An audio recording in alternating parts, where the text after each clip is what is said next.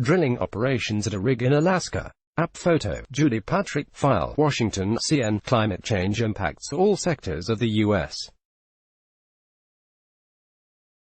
economy. And on Wednesday, as lawmakers voted on whether to place moratoriums on offshore drilling and debated protecting the Arctic from oil developers in perpetuity, members of Congress also heard testimony that the U.S.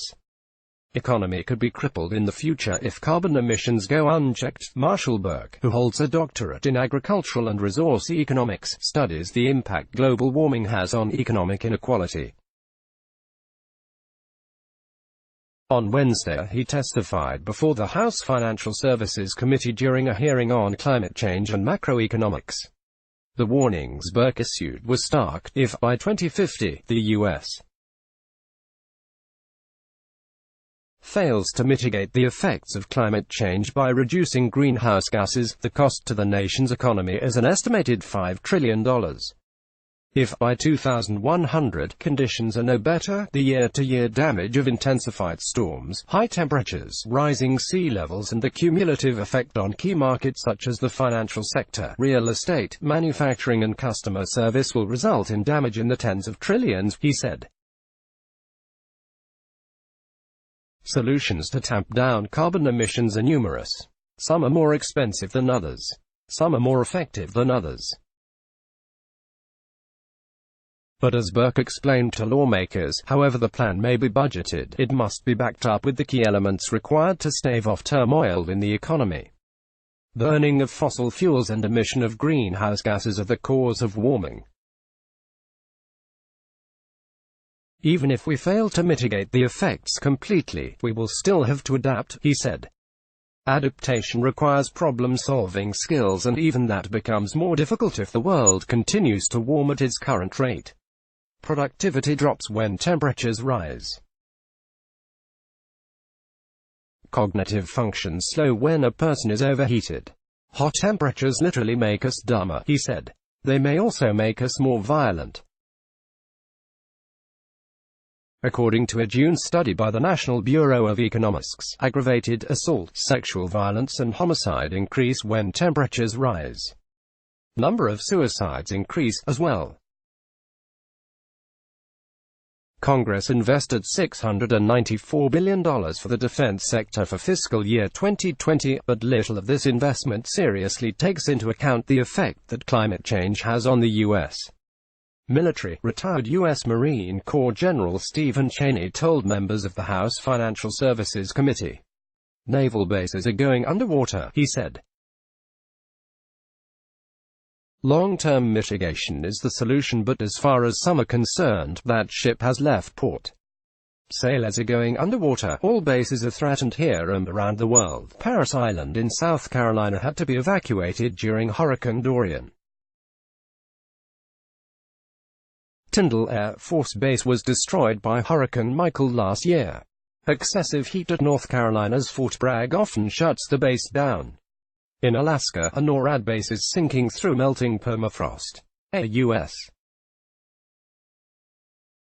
Marine Brigade in the Indian Ocean is about to go underwater, Cheney said, rattling through a list of vulnerable bases.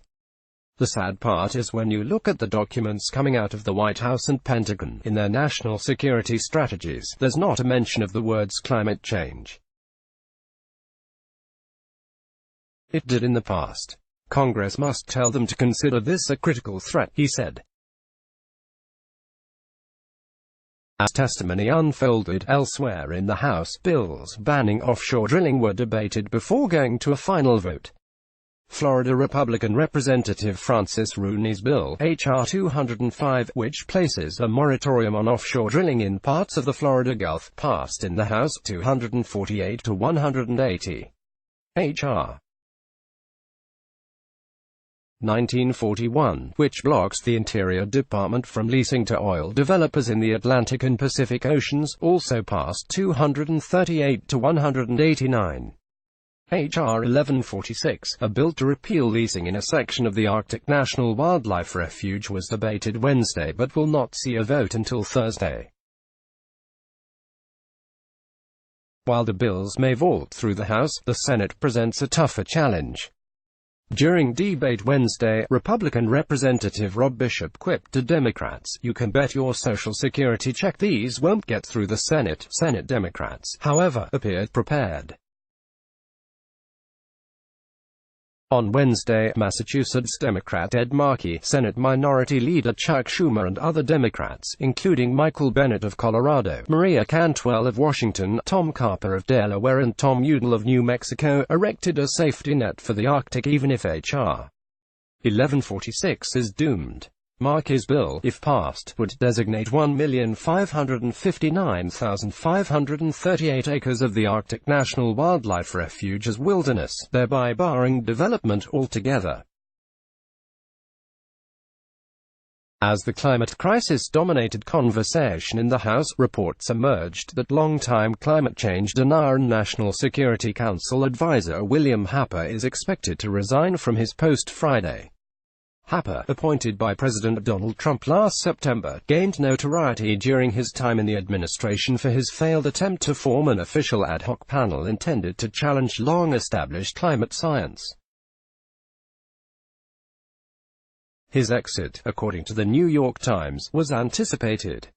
Nearly 80, Happer reportedly only intended to stay for a year. Like this. Like loading. Let's block ads. Why?